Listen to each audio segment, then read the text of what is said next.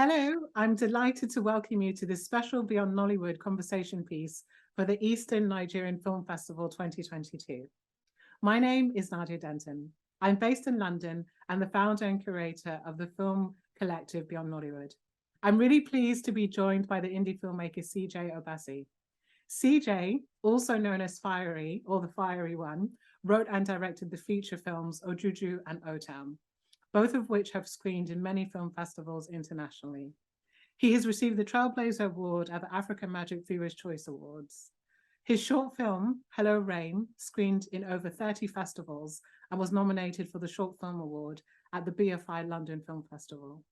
His anthology film with the Surreal16 Collective JUJU Stories won the award for Best Film at the Locarno Film Festival in 2021. His feature film, Mami Wata, which I'm hoping he's going to tell us more about, is set to premiere in early 2023. Welcome, CJ. Very thankful for the time that you've been able to carve out of your very busy schedule to be with us today. Thank you so much, Nadia. Always a pleasure. So one of the things I wanted to kind of deep dive into straight away was your love of and your delivery really on the genres, and in particular, sci-fi and the gangster genre. Please tell us a bit more about why these are your favorite genres, or why you've chosen these genres to convey the storytelling that's of interest to you. I mean, I do love those genres, but I don't know if I'll go as far as saying they're my favorite, because every work I've done, I think, is a different genre. I don't think I've done one thing more than once yet, but then again, I haven't done a lot. So, but except with the exception of maybe the horror genre, which I guess JUJU Stories would be the second time after OJUJU. But that's like 7 years apart or so. Anyway, I feel like genre is something that it's something that allows me personally to really create from a very internal place. Let me explain that. As a filmmaker, or rather as a child, I grew up loving specific kinds of films, specific genre of films. And those are the kinds of films that influenced me. But I found that even as a child, I always asked myself, why are we not finding those kinds of films, but from our own perspective or from our own way of thinking, or just how I see the world around me? And I could always draw parallels, even as a child, like even from reading Stephen King books, I could always see how that would play out. Like a scene playing out in the small town of Maine, I could always see it playing out in the small town of where I grew up. So for me, it was always the same thing, but I just never saw those stories. So growing up, my thing, even though I was doing it on an unconscious level, was to always try to replicate that, but based on how I saw it growing up in small town Owerri. And I guess that, continued on into my filmmaking. So even with my first film, it was a zombie film, but a zombie film set in a slum in Lagos. And obviously with O-Town, it was a homage to, the gangster films that I grew up liking, from like the Scorsese classics and so on and so forth, but also like relating it to how it was growing up in Owerri in the 90s, in the early 90s. And so that for me was always the perspective I felt like I had into filmmaking. Yeah. Brilliant. I mean, I'm going to come on to ask you a bit more about O-Town, which is my favorite of your work. But one of my observations in terms of content coming from Nigeria is that a lot of the films tend to be more sort of generically drama packaged, if you like. But I've always believed in the ability for, stories coming from Nigeria to really fit some of the strong genres. And I think, if we look at content like King of Boys, which has the gangster genre themes, and even your own work, it really fits, and it kind of gives a certain perspective on society and experiences that I feel like at times the dramas soften, but that's probably my own view. Yeah. But I just wanted to know, why do you think there is this reservation in the industry at times to go out with these bold genres, because we all know that these formats exist in terms of the society, some of the stories you hear and experiences people have, you know, it's not like it's alien. Yeah. Yeah, absolutely. And I've often asked myself the same question, because if you look at early Nollywood, the Nollywood that started with Living in Bondage, Neck of the Pretty Serpent, Rattlesnake, all those films, you realize that they weren't really shy to experiment. They were all about experimentation, and there was a lot of diversity in those kinds of in their narratives. They would make romance dramas, they would make crime dramas, they would make epics, they did all kinds of things. And somewhere along the line, I guess the market changed. Yeah. If I'm to guess, I would say somewhere between the fall of the Alaba market, that's the DVD market, and the I guess the rising of what we now know today as the Nollywood cinema industry. So somewhere in between, there was, like, I guess, a lack of natural evolution to what the films that were being made in the early days of Nollywood to suddenly, evolve to become something, similar but better. I guess somewhere that something, got broken. And then we had like an influx of, the same kinds of dramas, same kind of comedies and stuff like that. And so that kind of flooded the market and became the identity of Nollywood, to a large degree. But thankfully, I think that's beginning to change slowly but surely. Yeah, no, I think you're quite right about that. And obviously, thanks to some of the work that you've been putting out too. So just stepping back a bit and kind of taking a more reflective look at your own career, what are the three things that you wish you had known before you embarked on a career in the film industry? Three things. I don't know if I can mention three, but there's this one thing that I was thinking about some weeks back that I wish I had taken, I guess, a little bit more serious about. Is it's a funny thing to say, but my social media. Oh, really? When I was starting off, I never really cared about social media because I always felt like, your work will speak for yourself. Like, if you do good work, it's going to speak. You don't need to be on social media plugging yourself, talking about yourself, which I always felt was just, I don't know, like, just you know what I mean? Like, I just never understood the point. Yeah, the point of that, like, as a creative, your work should be able to speak for itself. But I realized that that's not how the world works anymore. Like, you really have to be out there promoting yourself, plugging yourself, which is, it's kind of vulgar, but that's the world we live in today, and I realized that pretty late. And when I look back, especially in terms of just in terms of the people who know my work and people who know the things that I've achieved, quote unquote, it's just very few people. And it's strange because the people who haven't done the same things or been in the same journey are kind of like the people who are more known, and that allows them to be put on in certain aspects of opportunities and things than someone like myself.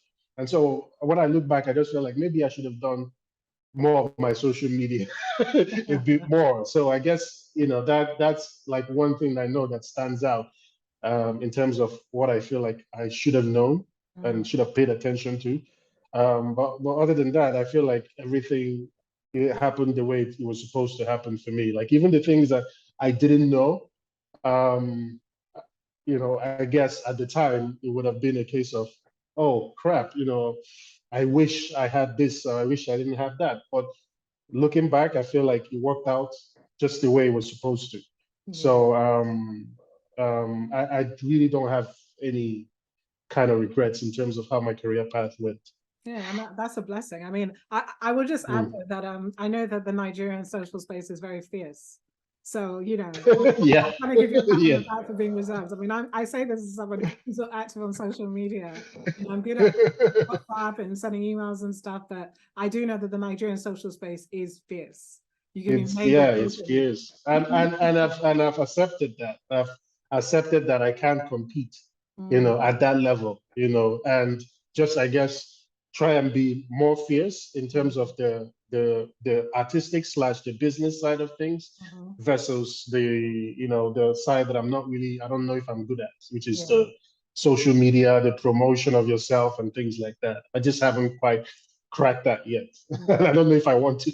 Yeah, exactly. I'm with you in that camp, but I think it's enough. You've referred to the fact that, you know, or we've referred to the fact that your work has traveled extensively, and you've been able to penetrate, you know, a number of high-profile international festivals and markets. I wondered if you could share some of the things that you've learned from these international experiences and how it's helped you in practice.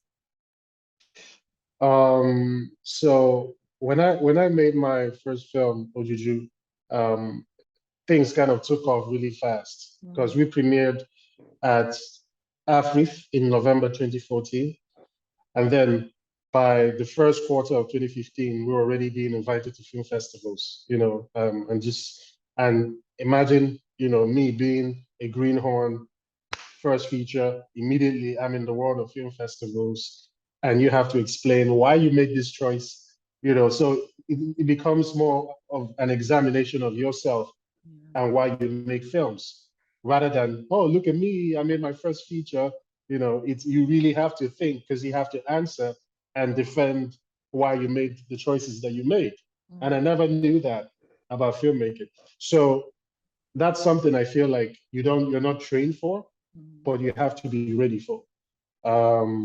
And this is not to put Nigerian filmmakers down. We don't really do film festivals.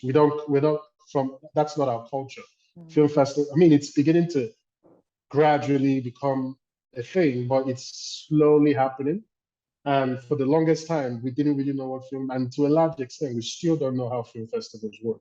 So a lot of filmmakers coming up don't really have to defend why they make films. In fact, till today, criticism is seen as player hating. You know, like criticizing a film, you know, is seen as you're just a hater. You don't appreciate good stuff. You know, you're like, which is, we don't realize that criticism is as much a part of the culture as any other part of filmmaking, as, you know, the entire industry. So I had to, you know, I was in the front lines, because when we had our premiere, our North, I think it was the Canadian premiere at Fantasia with OJUJU, immediately I had 10 to 15 reviews of my film just online, just appeared, like just immediately. And, you know, they're not looking at whether you're a greenhorn or whatever. A lot of the reviews were favorable, thank God. But I don't know how I would have handled it if every single thing was just like negative. There are a few negative ones, but there were more positives than negatives. But what that taught me was, you're out there now. So you really have to think about what you say, and what you're saying has to mean something to you. Because if it doesn't mean something to you, how is it going to mean something to someone else? You know, so like that was I think for me, that was like the first thing I learned. And then I think that the second major thing was probably how much, I guess, how little people thought of Nollywood outside Nigeria. That was like the first thing that hit me, because at that time I started traveling, and every time I introduced myself as a Nigerian or a Nigerian filmmaker, there was always like this, like, patronizing condescension, you know, like, oh, Nollywood, you know, like almost like, oh, you're cute, you know, like, so that was like the first thing that the second or more that hit me, like I was, oh, okay, people don't really, this thing that we think is such a, like, we pump our chest about, like it's really not that, you know, it's not what we think it is out here. That really started to make me reevaluate my identity and how I wanted to identify myself within that space. And I worked hard to really set myself apart, because I feel like if I didn't do that, a lot of the opportunities that came subsequently wouldn't have come if I didn't put my feet down and say, look, Nollywood is great, but I'm doing something else. Yeah. If I didn't do that, I feel like I would have been stuck, really.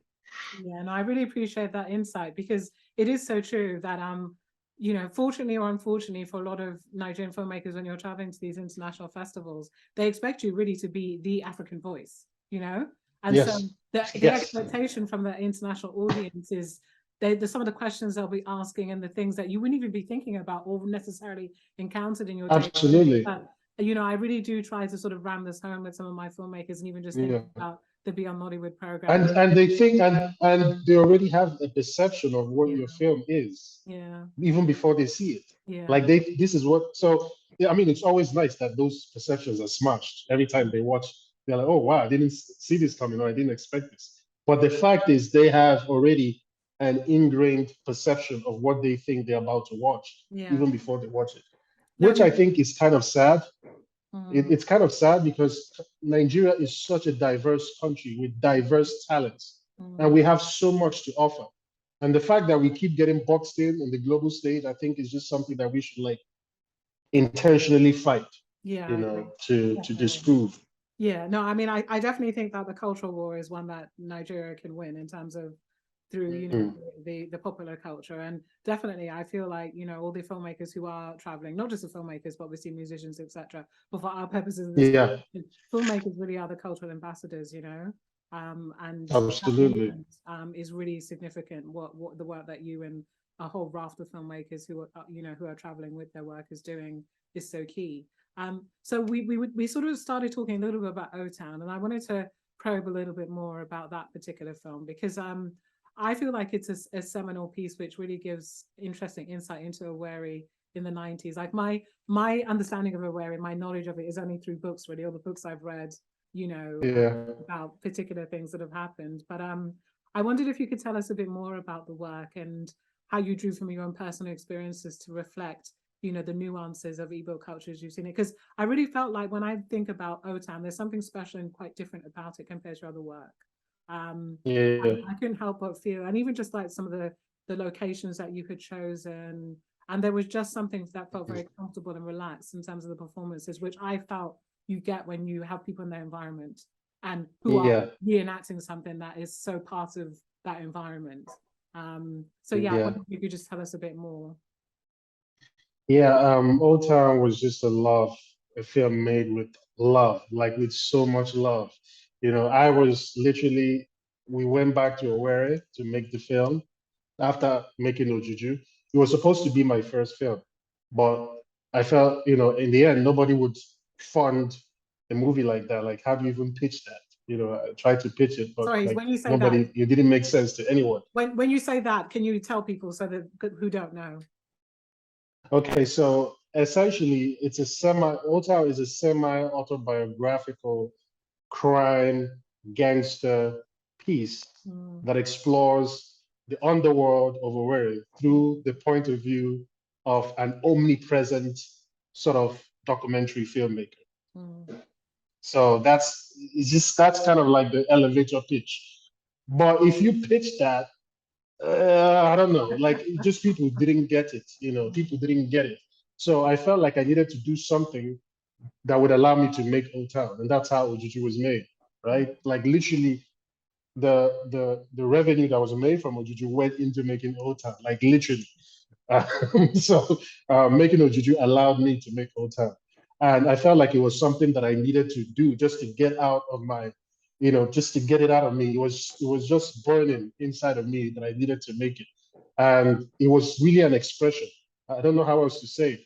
It was an expression of my love for film, for gangster genre film, especially Scorsese classics, but it was also an expression of my love for Owerri and what I saw the town becoming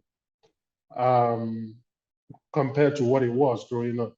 Like if you go to Owerri now, you wouldn't believe it's the same movie when you watch it. Like it's such a different place. And that was happening. That change was happening while we were making the film. And I needed to capture that. I needed to document what Owerri was, like kind of freeze that And what was it? in frame. What was the change? So the change was just the losing of innocence. There was a kind of innocence that we had in Owerri, or that we knew growing up in Owerri, and it was just leaving. Like every time there was a new, it would become worse, and it was getting worse and worse and worse and worse with every 4 years. And I felt like pretty soon we were going to lose that. At the time, the which doesn't exist anymore, by the way. At the time, they were already, the government of the time was already threatening to get rid of everyone there, including my parents. So I felt like I needed to freeze these because everything was changing so fast in front of me. And I felt this urgency to make this film before everything just turned to garbage, and so that's really where the place where the film was made from. And it had to be made there. Every single location were locations that I either grew up in or I had walked through. Besides a few of the lead actors, everyone in the film were O-Town indigens or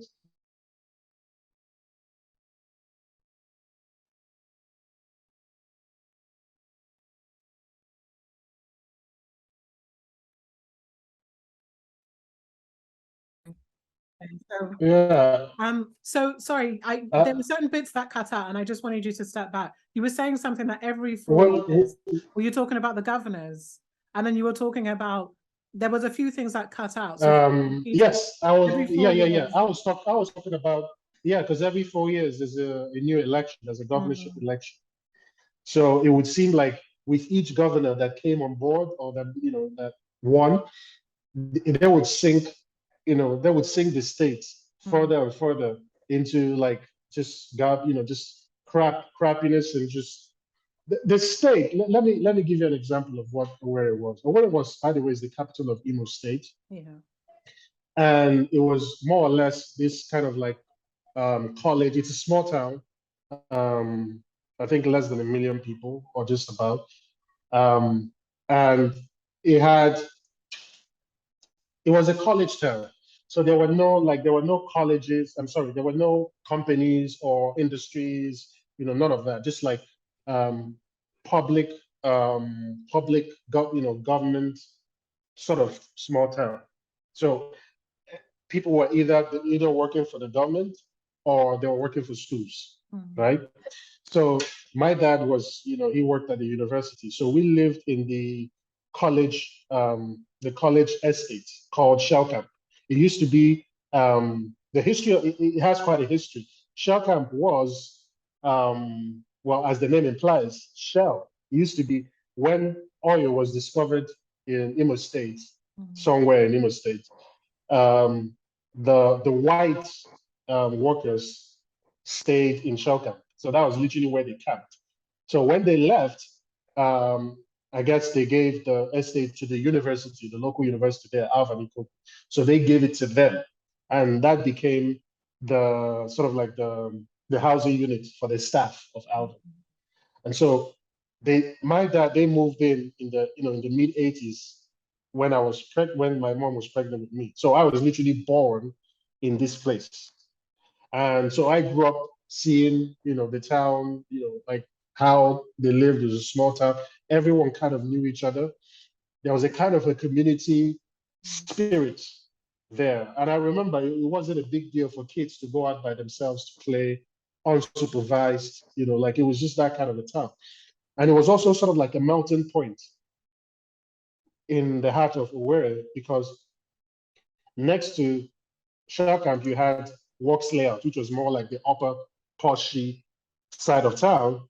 And then on the other side, you would have Amakohia and Police Barracks, which was more like the lower, rougher kids, right?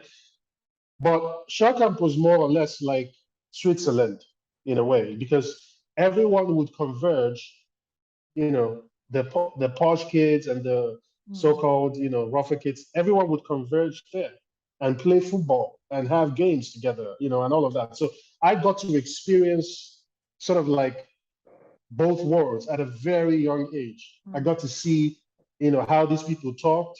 I could easily mix in a crowd of so-called rougher kids, just the same way I could mix in a crowd of the so-called posh kids. So I was able to move through very easily.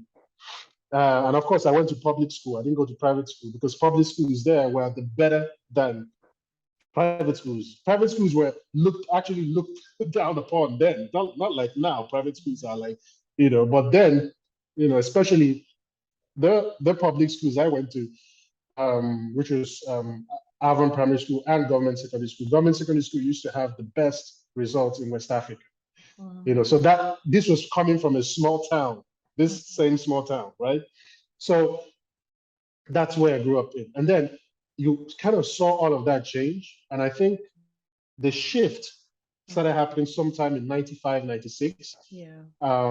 Suddenly we started hearing like rumors, and this is like maybe like, I think the Olympics was in 96, the Atlanta Olympics. So this was about 96, right? And then we started hearing about Otokoto, like in 95, we had already started hearing about Otokoto, 94, 95. What's that? Otokoto, which was like a syndicate. It was, Otokoto was a guy. It was just like one guy, right? A very rich guy who owned like property, real estate, hotels, supermarkets all over. He just sort of like appeared in the town from nowhere and just built all these things almost like overnight, right? And so nobody knew where his money came from. And he had like his crew of people with him.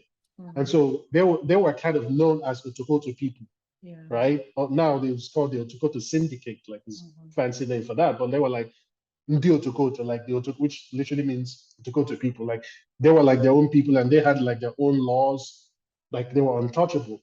There were cases of when they would like, they would move like in an entourage, like in an envoy, and they can like block the streets and just come out and start partying like in the middle of the streets. And no one would say nothing about it. If anyone complained, they would either beat the crap out of the person or just like, something like that. Like, no, they were just like living like it was the wild, wild west. And so Owerri started to change. And the worst part was, I think I remember coming back with my friends, like my school buddies, and we saw like a crowd of people somewhere, and kids, you're curious, you want to know what's going on, and then we just kind of like try to sneak a peek into, because like adults, so it was hard to see, but we managed to sneak a peek, and we saw like a dead body, with breast cut off, like I think heads, like it was just very gory sight.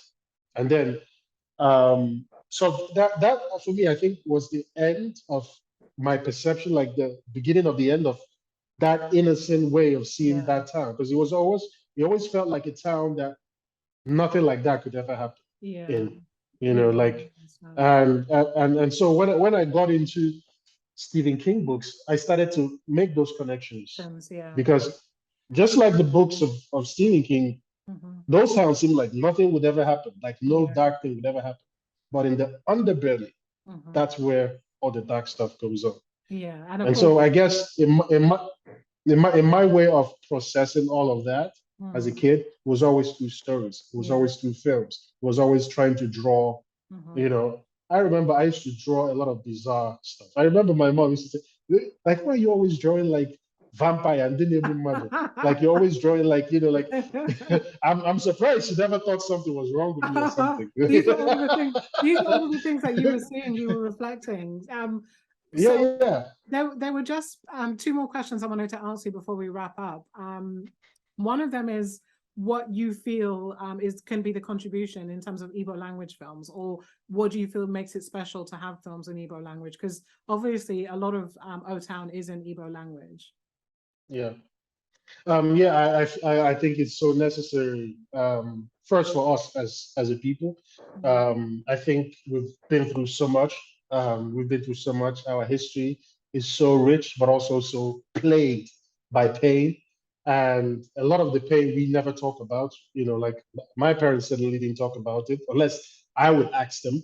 The things they went through, during the Biafra War, all of the things they had, they had to forfeit, just to start afresh. They had to live in the forests, eat like the same leaves that the goats eat, like just this kind of trauma.